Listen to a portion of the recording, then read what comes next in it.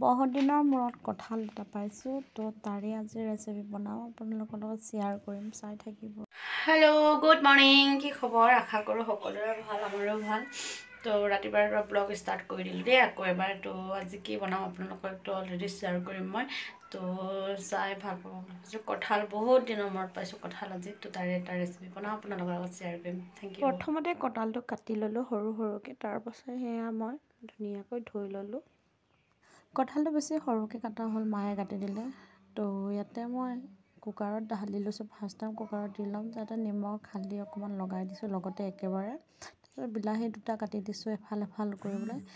আলুও লগাব পাৰে মই ভাবিলোঁ বিলাহী লগাই দিম ইয়াতে তো হালধি চালধি ইয়াতে চব একেলগে লগাই কিনে ফাৰ্ষ্ট টাইম 2-3 চিটি লগাই ল'ম মই। বেছি চিটি লগালে সিজি যাব কাৰণ কোমলীয়া ন।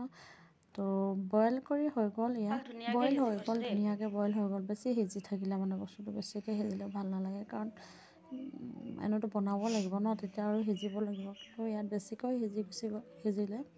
ফাৰ্ষ্ট টাইম মই তেল গৰম কৰি লৈছোঁ কেৰাহীত ইয়াত ধুনীয়াকৈ আদা নহৰু চিলিকা আঠাই থৈছোঁ। তাৰপিছত ইয়াত পিঁয়াজ এটা কাটি থৈ দিছোঁ সৰুকৈ অকণমান তো ভাবিলোঁ মছলা চছলাবোৰ একেবাৰে যোগাৰ কৰি লওঁ। ইয়াৰ মছলা ইমানে লৈছোঁ অলপ অলপ কমকৈ লগাইছোঁ বেছি নহয়। আদা নহৰু পেষ্ট কৰি ল'লোঁ ধুনীয়াকৈ উলিয়ালোঁ।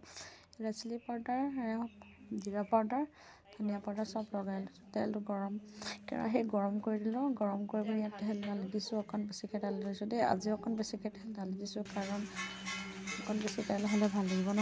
তো সেয়া পিঁয়াজটো সিজিছে ধুনীয়াকৈ তো পিঁয়াজটো ভালকৈ ফ্ৰাই কৰি ল'ম। পিঁয়াজৰ লগতে একেবাৰে মছলা ঢালি দিলোঁ ধুনীয়াকৈ।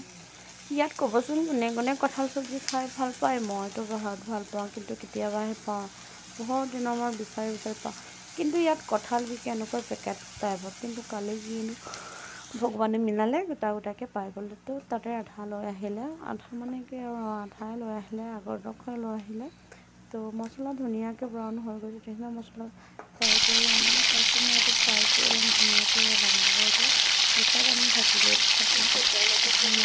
সিজিলে বহুত বেছি সিজি গ'ল কিন্তু ইমান সিজি গ'লেও ভাল নালাগে ন কাৰণ অকণমান পানীটো ডাঙৰ ডাঙৰ হৈ থাকিব লাগে চব ভাল লাগে।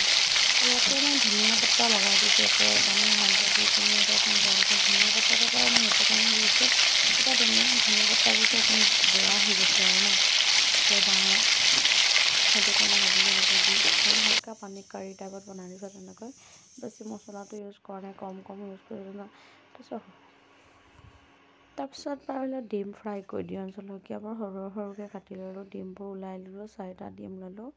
তাৰপিছত পিঁয়াজো কাটিছোঁ সৰুকৈ ফাৰ্ষ্ট পিঁয়াজ আৰু জলকীয়াটো ধুনীয়াকৈ ফ্ৰাই কৰি লৈছোঁ। হালকা তেল দি দিলোঁ ইয়াত বেছি তেল দি দিয়া নাই চাই লগাই দিলোঁ লগাই পিনে আৰু মছলা চছলা অকণ ঢালি দিলোঁ হালধি চালধিবোৰ একেবাৰে মিক্স কৰি দিলোঁ। তাৰপিছত আৰু এতিয়া খাম আৰু এতিয়া বাই বাই। हे हरि राम ये भगवान ये क्या हो गया ये टूट गया। Oh my God!